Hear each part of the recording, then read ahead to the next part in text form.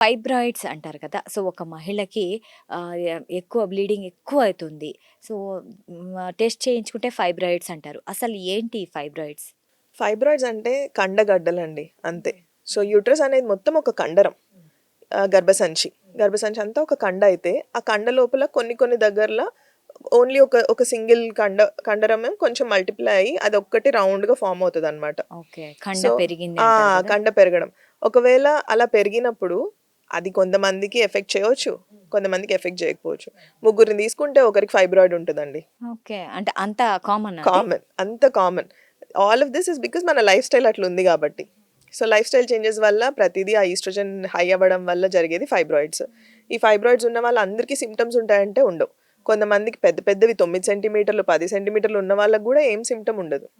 కొంతమందికి చిన్నగున్నా గూడా చాలా సివియర్ బ్లీడింగ్ అవుతుంటది. ఈ డిఫరెన్స్ అయితే ఉంటదనమాట. పెద్దగుంది కాబట్టి సర్జరీ చేయాలనేది కరెక్ట్ కాదు. లేదు ఈ చిన్నగుంది దీన్ని వదిలేయొచ్చు అనేది గూడా కరెక్ట్ అవ్వదు.